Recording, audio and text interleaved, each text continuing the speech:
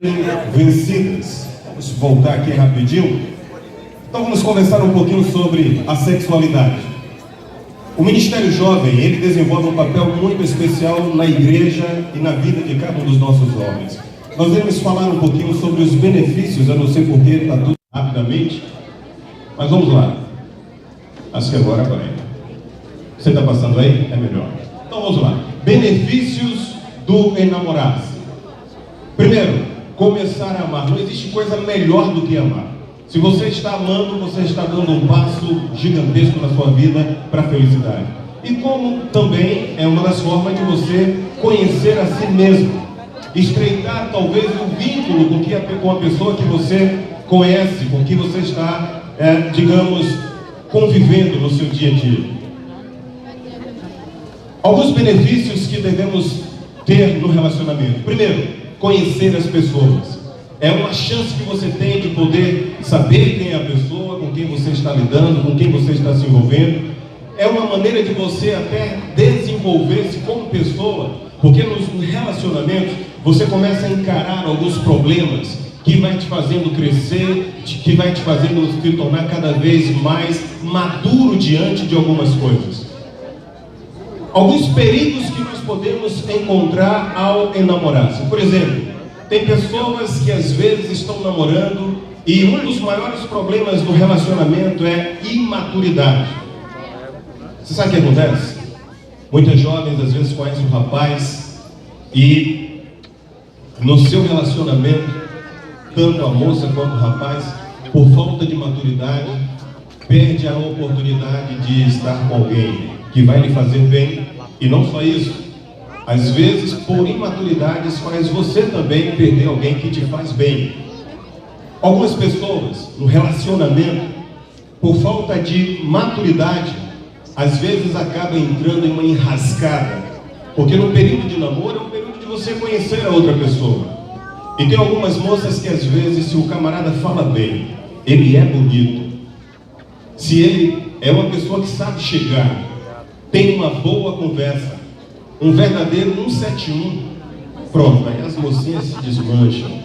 E às vezes não vai buscar saber quem é de fato aquela pessoa.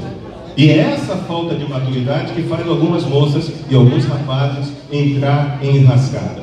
Você quer saber quem é a pessoa com quem você está namorando? Vai visitar sem avisar a família dessa pessoa.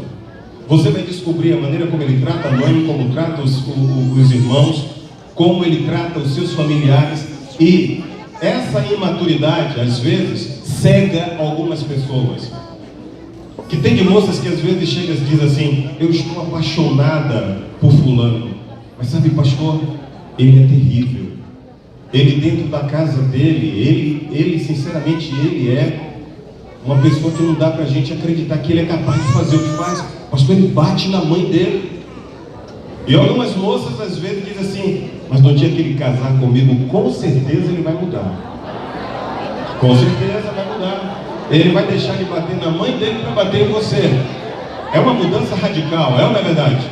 Então veja só, é no período de namoro, e se você for maduro, você vai ver que se ele trata mal a mãe dele, ele vai te tratar também. Se ele trata mal a irmã, ele também vai te tratar. Agora, amigos, amigas, qualquer rapaz ou qualquer moça que trata bem os seus familiares, com certeza é um bom partido. No relacionamento, a imaturidade faz algumas pessoas entrar por alguns caminhos que não são legais. E olha só, devemos começar a entender que quando há carícias também, muito cedo, aí eu vou dizer para vocês, vocês estão entrando numa zona de perigo. E aí é hora de abrir os olhos. Por que muitas vezes as carícias acabam acontecendo muito cedo? É simples. Nós vamos ver aqui alguns argumentos a favor e contra a sexualidade. Por exemplo, alguns rapazes gostam muito dessa frasezinha aí: prova de amor, fulana, você me ama. E ele olha com aquele olhar de peixe morto, apaixonado. Você me ama. Ah, amor, eu te amo. Me dê uma prova de amor. Amigos, essa prova de amor é a desgraça de Israel. Sabe por quê? Porque essa prova de amor, ele tira de você aquilo que é de mais importante: a tua pureza. Ele tira de você aquilo que é o mais importante na vida de qualquer moça, e digo até também de qualquer rapaz. Porque passou aquela ideia de que dizer que só rapaz é que às vezes acaba atravessando o sinal vermelho. O que tem de meninas aí que são terríveis, não daqui, mas de outro lugar. E aí é que tem que ter muito cuidado, porque essas provas de amor às vezes podem trazer problemas seríssimos. Quer ver uma coisa? Na sexualidade, às vezes, algumas pessoas criam algumas intimidades. Outros estão em busca de anticoncepcional. Eu vou dizer aqui uma coisa para vocês. Se vocês me perguntassem hoje aqui, pastor, qual a sua visão sobre o anticoncepcional? Eu vou aqui recomendar para vocês um ótimo anticoncepcional. Posso passar? Olha, deixa eu passar. Passo ou não passo? O melhor anticoncepcional: não namore. Se você não namorar, eu garanto para vocês, esse anticoncepcional ele é infalível. Não corre risco algum de gravidez. Tá certo? Vamos ver mais? Outra questão. As estatísticas têm mostrado o seguinte, que o índice de menor de idade, as garotas com menor idade, têm engravidado justamente por essas questões aí. Em busca de uma prova de amor, alguns rapazes estão querendo, alguns casos por questões de intimidade, né? E as estatísticas têm mostrado gravidez precoce de moças despreparadas que entram para um relacionamento e acabam, muitas vezes, comendo a merenda antes do recreio. E por essa razão, as estatísticas só crescem. Falta de informação. E a falta de informação ocasiona essas coisas. Vamos ver mais? Olha só. Problemas biológicos, outra coisa que pode interferir na sexualidade. As moças muitas vezes acabam engravidando muito cedo. O corpo fisicamente não está preparado para uma gravidez precoce. E isso acaba acarretando problemas futuros. Vamos ver mais? Alguns cuidados. Desaprove qualquer insinuação. Essa ideia da mocinha dizer, eu vou vestir essa roupa aqui, mas é só para ficar bonita para ele. Na verdade, vai ficar bonita para ele e para toda a torcida do Flamengo. Então deixa eu dizer uma coisa aqui para você. Você para ficar bonita, você para ficar bonito, não precisa de vestir roupas que sejam extremamente sensuais. Primeiro, que isso afeta mais até os homens. Há uma diferença muito grande entre o homem e a moça. O homem, ele se excita pelo que vê, e a mulher pelo que ouve. É por isso que tem aí alguns carinhas aí extremamente malandrões, porque ele consegue tudo com a moça. Basta ter um chaveco bem feito. Alguém que disse uma certa vez, eu achei interessante, que uma reza bem feita derruba o santo do altar. E tem alguns carinhas aí que são craques nisso. Algumas moças também têm facilitado. Saem para namorar, vestem algumas roupinhas extremamente sensuais. E aí, amigos, isso aí é uma abertura para problemas seríssimos no futuro. Vamos ver. Ainda diz aqui, não brinque de quase. Amigos, quase salvo é totalmente perdido. Então abre teu olho para que você não esteja dando passos que não podem ser dados em alguns momentos da vida. Não ter saídas clandestinas. Tem algumas pessoas que começam a sair no vácuo. Mãe, estou indo ali. Esse estou indo ali, só Deus tendo misericórdia desse estou indo ali. Alguns até chegam e dizem, para onde vamos? Tem um tal de um motel aí chamado Você Que Sabe, e que acaba levando algumas pessoas nessas saídas clandestinas para lugares que não é apropriado para você, que é um cristão. Não ter saídas clandestinas, cuide para que sempre sejam vistos. Evitem namorar em lugares onde as pessoas não estão te olhando. Alguns namorados começam a dizer, pastor, mas é tão difícil. Quando eu estou com ela, eu não consigo resistir. Aí geralmente eu pergunto, mas quando você está com ela, aonde? Quando eu estou com ela no carro, ou estou com ela, quem sabe em alguns locais assim, um pouco meio escuro, eu digo, fuja disso. Fuja disso. É a tribulação completa para a vida do crente, meu irmão. Sai deste caminho. A ideia é o seguinte, amigos: quer namorar? Namore à vista das pessoas. É uma grande chance de você não cometer besteiras. É uma grande chance de você não ir por caminhos errados. E por que esperar? Talvez você possa estar perguntando. E eu sei que nossos jovens, via de regra, sofrem uma pressão desgraçada. Sabe, a nossa juventude, para um pouco e reflita aqui comigo. A maioria deles estão ali em torno de 14 até mais ou menos 20 anos de idade, vivendo uma cultura totalmente contrária, na contramão daquilo que o mundo tem pregado. Você quer ver uma coisa? A moçada vai para a escola, quando chega lá, logo na segunda-feira, os que não são adventistas ou que não têm um cunho religioso, via de regra, vão falar suas aventuras vividas no final de semana. Fala para mim, o que é que um crente adventista nessa idade que eu acabei de falar tem para dizer em um grupo de amigos não adventistas? Tem o quê? Tem sim. Olha, eu fui no sábado de manhã para a escola sabatina, depois fui para o culto divino, à noite, no domingo, foi um dia fantástico, eu fui para a igreja. Vocês acham bem que eles querem ouvir isso? O pior de tudo não é nada, é que eles olham para os nossos jovens e começam agora a fazer chacota com a cara deles. Você ainda é virgem? Acredito não.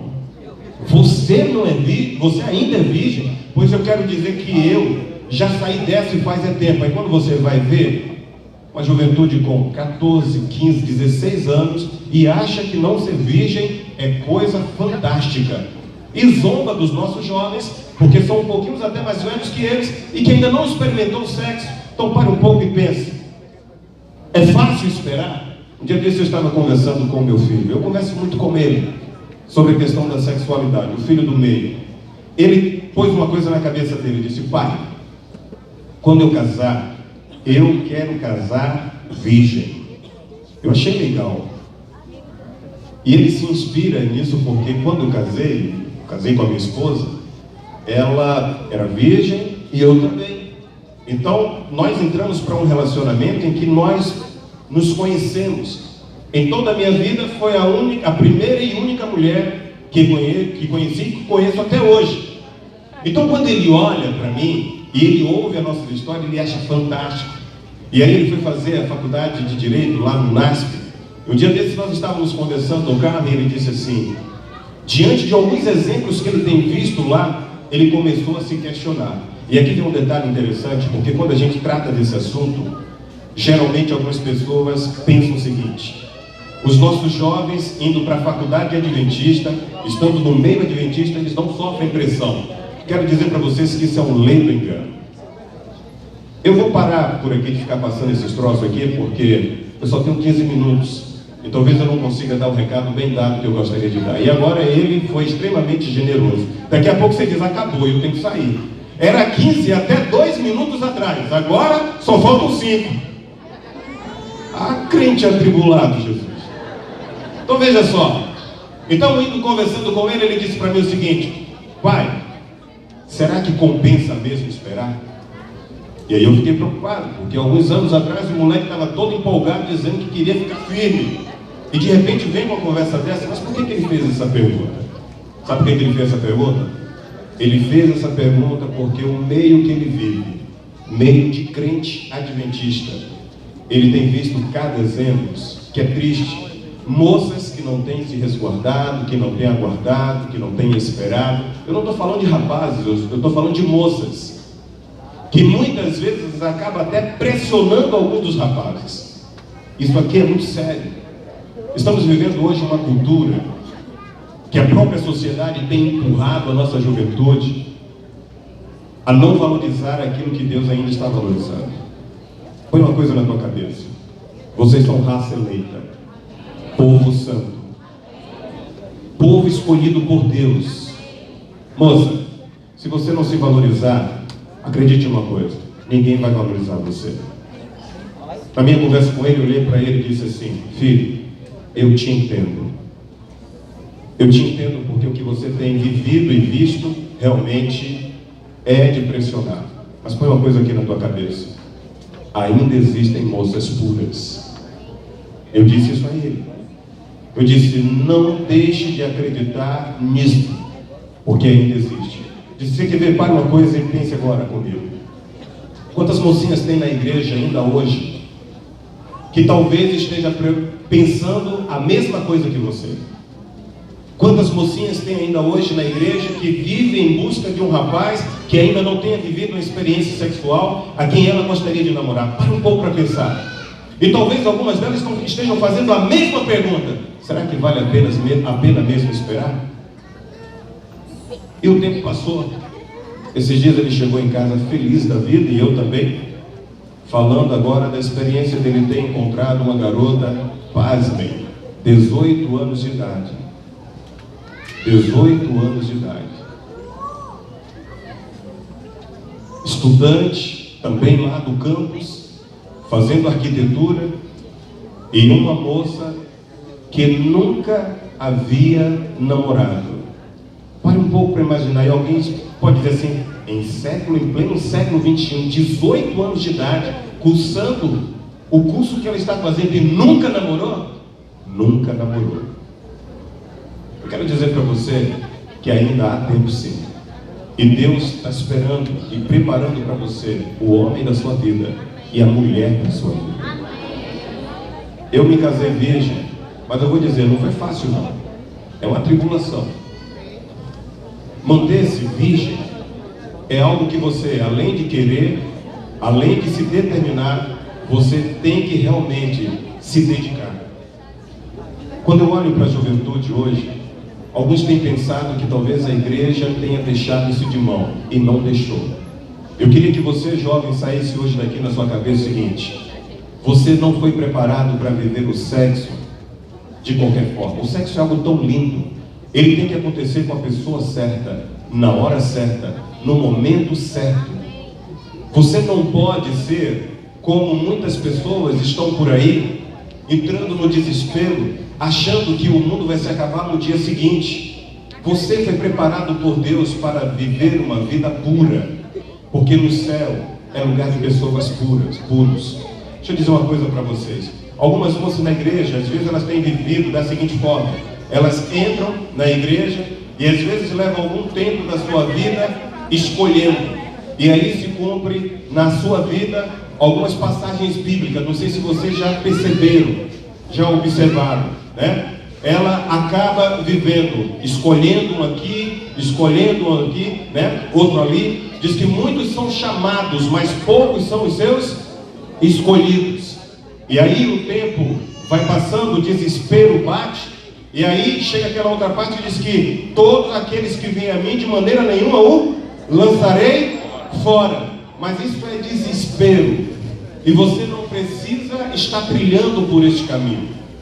Sabe qual é o maior desafio hoje da nossa juventude? É viver uma cultura diferente. O som está tão estranho, não sei se é esse microfone.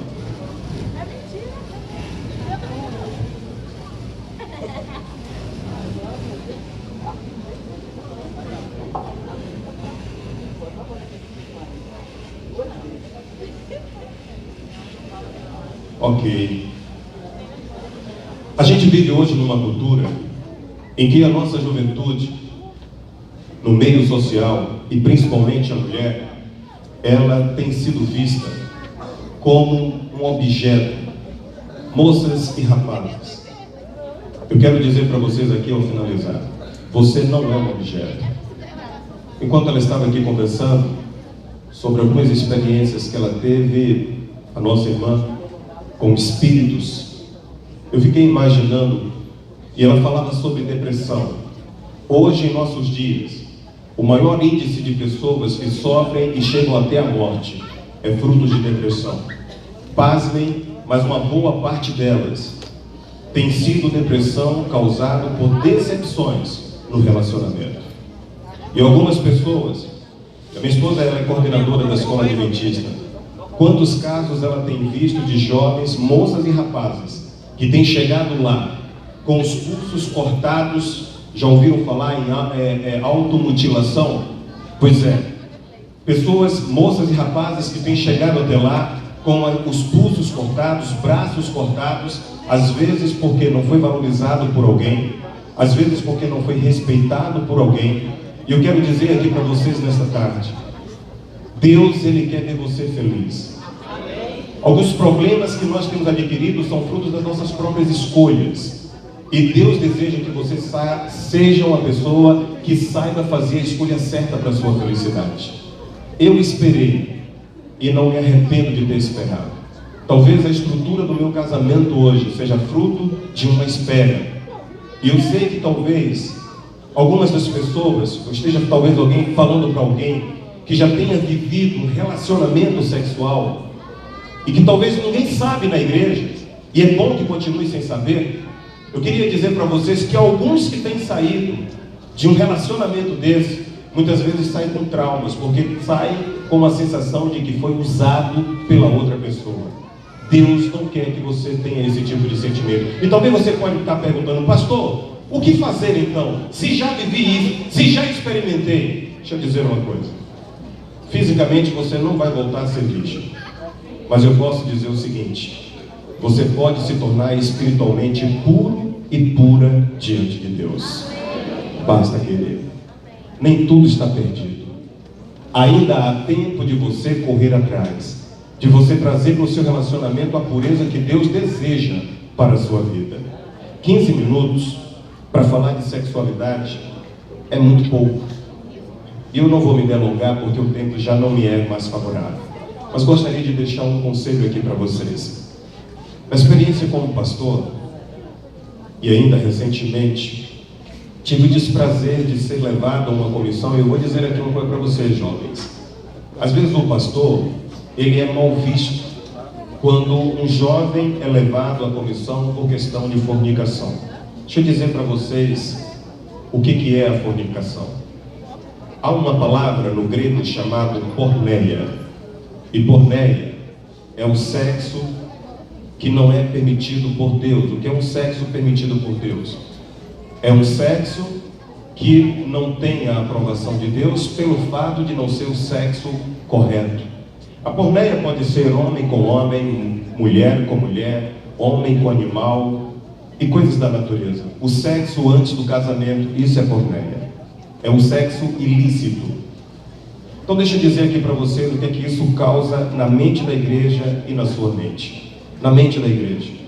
Primeiro, traz vergonha, sofrimento. Você acha mesmo que a igreja fica feliz quando o seu nome está sendo discutido em uma comissão porque você fornicou? A palavra de Deus diz que de fora dos céus ficará os impuros, os adúlteros, os fornicários, todos esses ficarão de fora. E muitas vezes o pastor é mal visto. Eu vivi isso recentemente. O jovem que estava tendo relações com a sua namorada, e sabe, chega um momento que o coração endurece, e eles conseguem olhar para isso que Deus reprova de uma forma muito natural. Mas quando isso vem à tona, e a igreja, vamos combinar, tem alguns irmãos, não daqui, mas de outro lugar, que parece que carregam o gosto de sangue na boca. E quando um jovem comete um deslize, a primeira coisa que quer é o senso de justiça. Leva para a comissão da igreja. E ai do pastor que vai com mais. Você sabe por que eu estou te dizendo isso? Porque a igreja ela tem que cumprir seus princípios, mas a igreja ela ama você. Ela quer o teu bem. Então quando a igreja se preocupa em muitas vezes trabalhar um assunto dessa natureza, é porque ela quer que você seja feliz no seu casamento. Quando você casa de forma pura, você se preocupa com a outra pessoa. O sexo, ele é importante, mas não ocupa o primeiro lugar no seu relacionamento. E é triste você olhar para um jovem chorando, e vamos combinar aqui, a igreja funciona dentro dela um sistema de comunicação infalível. A gente reúne a comissão ali e diz, olha pessoal, não pode ser discutido nada do que está sendo falado aqui, não pode ser falado lá fora. É só enquanto a porta da comissão se fecha depois da oração. Logo todos estão sabendo. É triste, mas essa é a realidade. Posso fazer uma pergunta para vocês? Quantos de vocês aqui nunca ouviu vazar nada da comissão? Levanta a mão. Quantos já ouviu? Então eu não estou falando nenhum absurdo. Agora para um pouco para pensar. Compensa ter o seu nome exposto? Compensa ter o seu nome muitas vezes criticado por algumas pessoas? Sabe, dentro da igreja, a gente vê disciplina para a pessoa que tem relações sexuais ilícitas, a gente vê disciplina porque o irmão deu um soco na cara do outro, mas a gente não vê disciplina, eu pelo menos nunca vi, para alguém que sai boatando as coisas dentro da igreja. Você já viu alguém sendo criticado ou disciplinado por isso? Eu nunca vi. É uma raridade. Eu tenho 19 anos no ministério, nunca disciplinei uma pessoa porque falou mal de outro. E não foi porque não faltou vontade. Você sai daqui, vou lhe apedrejar. E não foi porque nunca faltou vontade, não. Teve vontade. Mas deixa eu dizer uma coisa para vocês. As pessoas muitas vezes não te respeitam. Eu vou encerrar aqui dizendo uma coisa para você. Um dia o Senhor Jesus vai voltar. E quando Ele chegar aqui na terra, a preocupação dele vai ser só uma: em querer te levar para o reino dos céus. A irmã White, ela diz assim: você não pode impedir que a tentação sobrevoe a sua cabeça, mas você pode impedir que ela pouse e faça ninho. Você tem um desafio hoje ao sair daqui. Qual é o seu desafio? Primeiro desafio: eu queria que hoje você saísse com o seguinte desafio na sua mente e em seu coração: Senhor, quero manter-me limpo diante do Senhor. Quero não me misturar com os prazeres que este mundo tem para nos oferecer. O sexo é bom? É bom. Ele é lindo, mas volto a dizer, o sexo que Deus preparou para você não é este sexo que a gente tem visto aí fora. Por isso eu queria pedir a você, juventude, se você ama a Deus, mantenha-se leal a Ele. Se você ama você, mantenha-se leal a você. E se você quer ser fiel ao seu cônjuge no futuro, mantenha-se fiel a essa decisão. Posso orar por você antes de sair? Cadê o rapaz do minuto? Seu ordinário, te pego lá fora. Você me permite orar com a nossa juventude? Moçada, quantos nessa tarde, antes de você se levantar para orar, quantos de você nessa tarde, você que talvez já tenha experimentado o sexo antes do casamento, você que nunca experimentou, mas que neste momento aqui agora, independente de quaisquer que seja a sua situação, você gostaria de dizer: Senhor, eu já fiz, mas a partir de agora eu quero manter-me limpo diante do Senhor, diante da igreja e diante do futuro cônjuge que terei. Para você que nunca fez, deixa eu te dar uma dica: mantenha-se firme nesse propósito. Vale a pena, por você vale a pena. Não pense que é apenas pelo seu futuro cônjuge, mas por você vale a pena esperar. Se você hoje gostaria de fazer essa aliança com Deus, aí mesmo onde você está, fique em pé. Eu quero orar por você. Eu quero pedir a Deus para que Ele te dê forças, para que Ele faça vencer os momentos mais difíceis da vida. Ele possa trazer forças e sucesso para a sua vida. Vamos orar. Senhor Deus, Pai Todo-Poderoso, sabemos dos desafios que muitos desses jovens enfrentam. Às vezes, para nós que já somos casados, às vezes a gente acha que isso é balela, é bobagem. Quantos jovens a gente tem encontrado, Senhor, nessa nossa vida, que às vezes vem chorando, decepcionado, porque se sentiu usado ou usada pela pessoa com quem ele está namorando. Quantas pessoas, Senhor, com o coração ferido, porque achou que aquele seria um bom momento para que aquilo lhe acontecesse, e depois vem um sentimento de culpa, o peso na mente pela decepção. Pai, eu quero neste momento te pedir primeiro perdão. Perdão, Senhor. Como ministro do Teu Evangelho, eu intercedo por cada moça e por cada rapaz que passou, Senhor, para o outro lado e viveu uma experiência que não era o momento, que não era a hora. Eu intercedo diante da Tua presença, Senhor, em nome de cada um desses, e quero te rogar, dê para ele uma nova chance.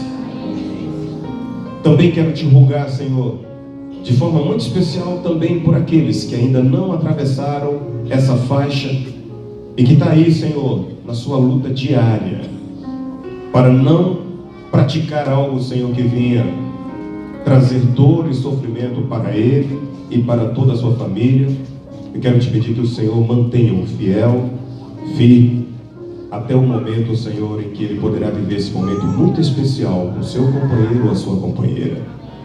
Abençoe cada pai, cada mãe, dê a eles sabedoria, tato, habilidade, para poder aconselhar esses jovens, para poder fazer com que eles mantenham-se leais e fiéis durante todo o tempo de suas vidas. Nos dê a tua paz, hoje e sempre, nós te rogamos por Jesus. Amém.